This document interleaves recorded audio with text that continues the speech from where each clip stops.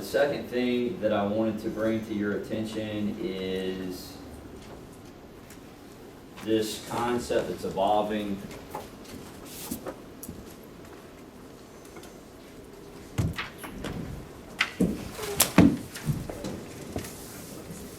Reach out and get you a copy as well. Okay. This concept that began to evolve last month with the MSBU and the creation of a committee, a recommendation committee. I've got before you a draft. It began as a resolution, but I've kind of changed it to an ordinance. I think that would be better because the MSBU is set up via an ordinance. I think creating the subcommittee would be best in the ordinance as well. Basically, if you look at it, section 1 says that the Board of County Commissioners has been and will remain the governing body of the benefit unit. And you will see there that I've tried to set forth in section 1 the concept that this is strictly an advisory board that serves at the will and pleasure of the board. So I wanted to make sure that none of your rights, management rights, governing rights were restricted or eroded via this ordinance. So that's really what section 1 is all about, is making sure that it's clear that this is strictly an advisory committee that serves at the pleasure of the board. Section 2 is basically the meat of the ordinance. It sets forth the concept we'll be dealing with here. Section A says it's going to be a 5-member advisory committee. Section B basically says that each board member will select one advisory member of the committee. And you'll see there I tried to stagger terms so they don't all go on and off at one time. So Commissioner 1 and 2, yours will be from May 1st of this year till April 30th of next year. 3, 4, and 5 would serve a 2-year term. And then after the initial sequence, everybody would be on a 2-year term. That way you don't have 5 going on and off at one time. There's some consistency there. Duties and responsibilities. The advisory committee will make recommendations to the board and the county administrators are requested. Those would be, to make recommendations for expenditure of the funds in accordance with Florida law and our purchasing and procurement policies. Make recommendations to the county regarding the annual proposed budget. So they're a recommendation committee. I've set forth in D how it's going to be set up, the actual committee. I wanted to give them guidance the first time they met. They're to meet within 90 days following the passing of the ordinance. They're going to elect a chairman and a vice chairperson, and they will serve in 1-year terms until the next May. It says what the chairman is responsible for in sub 1 through 6. It notes that the chairman will be eligible to vote on all motions. I also put in there, and this is something that you and Hank need to be aware of, I've also said that the advisory committee shall have a recording secretary who shall be a member of the Washington County staff and who is approved for such position. That way you've got staff at the quarter, and we haven't got there, but the meetings are supposed to be quarterly, the regular meetings are quarterly. You'll have staff taking minutes, etc., not only for the advisory committee's files, but our files as well. Correct. So that is your staff I like that. that will be involved, and that will be subject to Hank, who he wants doing that job. The secretary shall post notice of the advisory committee meetings in accord with Florida sunshine laws, shall cause the minutes to be produced for approval at the next regular scheduled advisory committee meeting, and shall ensure adopted minutes from each advisory committee are filed with the county. So that just keeps it where we can see what the committee's doing. I see. E is meetings in quorum. Basically, it says that they're going to meet at least every 3 months. Special meetings may be called, and that process is set forth in there. I did put this, I want you to be aware of it. All advisory committee meetings shall be open to the public and shall be held within a Washington County public facility or other facility as may be approved by the county administrator. Because we are going to be operating under the sunshine laws, we need to make sure that the facility is adequate for a public meeting. And so we kind of put that in there, that we would like them at a facility that is a county building or facility or something that's approved by Mr. Hamilton that will fulfill the requirements of the sunshine law. Talks about a quorum being there and how a quorum is supposed to operate at E. It gives the advisory committee the ability in F to request technical, administrative, legal support through the county administrator. I also put, you need to be aware, should such services be extensive in nature, the determination which will lie with the county. The board may charge for the provision of such services for the MSBU. So if there's something really complicated and extensive that the committee is wanting, that they're requiring services for, we've got the ability to do that, and those funds would come out of the MSBU. But that will be on the committee's request. It won't be something we make up. That will be services they're requesting. It talks about removal of committee members. That's in G. All advisory committee members serve at the pleasure of the board, who may remove any member by majority vote with or without cause at any time and for any reason. So every committee member serves at the pleasure of the Board of County Commissioners. Also say members who fail to attend 2 or more regularly scheduled meetings in a rolling 12-month period shall automatically forfeit their appointment. There's only 4 meetings a year. Yeah. So we want to make sure they go to the meetings. Subsection 8 says that they're going to be subject to the sunshine laws and the public record laws. So they need to be aware of that. I talks about vacancies, what happens in the event of a vacancy. J is compensation. It's a non-compensated committee as far as a salary. There is the ability for, if there's some sort of travel reimbursement they request, they can request that through the county administrator.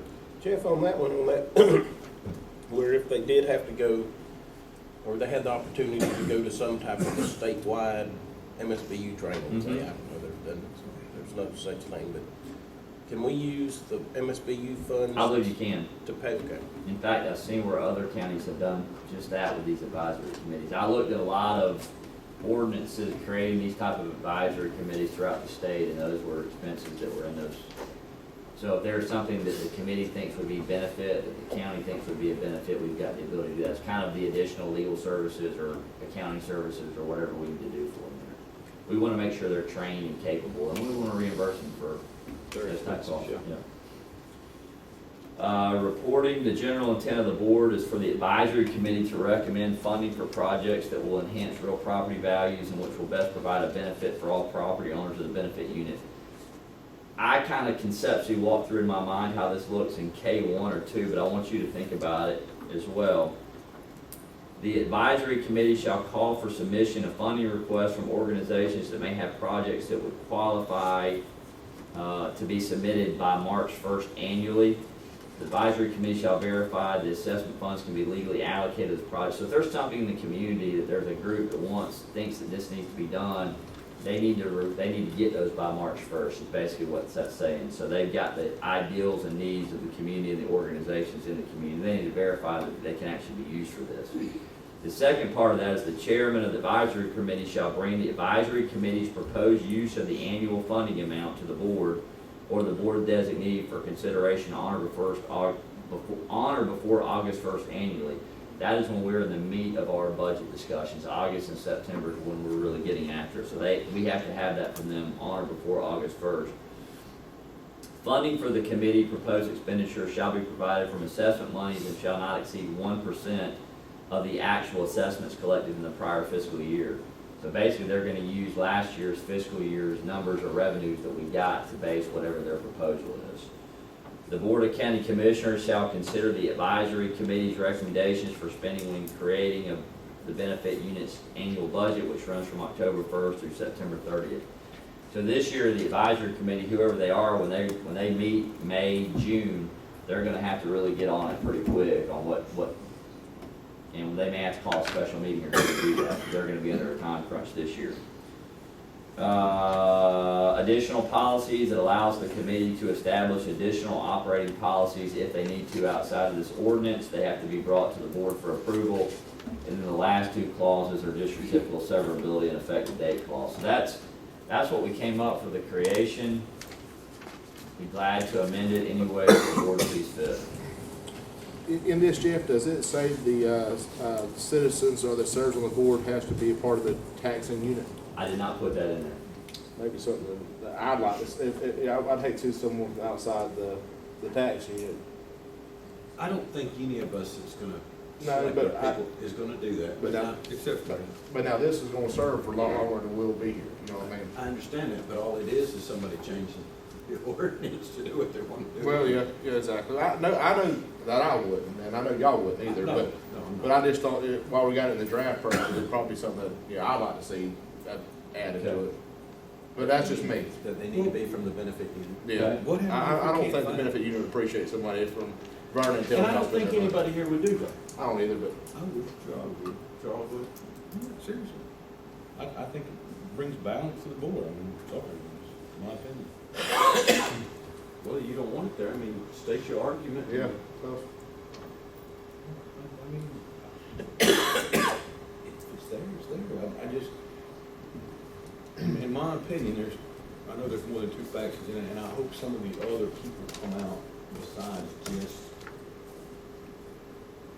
the people that have always had problems with one, you know?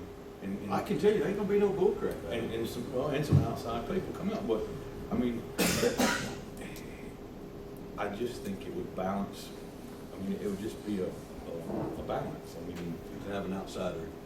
In my opinion, it'd be like having someone from Jackson County serving the Board of County Commissioners of Washington. well, no, because I'm gonna tell you, I mean, my biggest thing about it is that unit, that MSBU in Sunny Hills is a huge portion of Washington County, and I think every Washington County resident has a stake in it. Whether But this is their MSBU now, what we're talking about. That's representation without taxation. That's the opposite. Well, see, there you go. I just think it's important to everybody. That's pretty good, I think. I like Everybody that. in Washington County has a stake in what happens in Sunny Hills. I mean, it just happens, and so, in my opinion, if you have a qualified person that has common sense and has the ability to do so, to sit on that board, you wouldn't, there's no way I would wait it, but I mean, if you had 5 of them and 2 of somebody else, then it would just be checks and balances, man, that's all it is to me. But, I mean, we'll see when we find out, I mean. I'll agree to disagree on that part. Well, Yeah, listen, and that's what we're here for, you know, everybody got positive opinions, but I think that the person that board should be people that pays to the MSBU. That's just my opinion, I'm one, you're, and everybody else, Well, I mean, there's 5 of us up yeah, there. absolutely. I mean, I brought this up before and y'all didn't, it's nothing new to me. I understand, we agree to disagree. But, I mean, you know, that's just the way I look Is at that it. his liberal side or what? Man, I don't know what side that is, we're just. No, it's, It's definitely not I the just best feel, side. I mean, you trying to understand? I thoroughly believe that it's very important to Washington County as a whole. Oh, it is. And I Every community in. and I think they would bring something positive to the board. But I'm still interested to figure out where I'm supposed to find somebody to get on board. And I've got one person right now that has contacted me. So- Y'all take a look at it, I'll get with you individually. We will get with Ms. Jackie and set it to notice it for the April meeting. And then we'll get to this in ordinance, we'll have to have the good folks talk about it. But we're looking at an April meeting, reading and comment. In April, we need to have a name. It starts I would in May. suggest, yes. So in April, I mean, just, if this starts in May and April, we need to take action to set the board up. So You'll- between now and the April meeting, we need to have a Well, name. let me ask Well, this. you already got yours. But no, let me ask this question, because don't we do it for the planning board where people come in and apply? I mean, doesn't that? However the board wants to do it.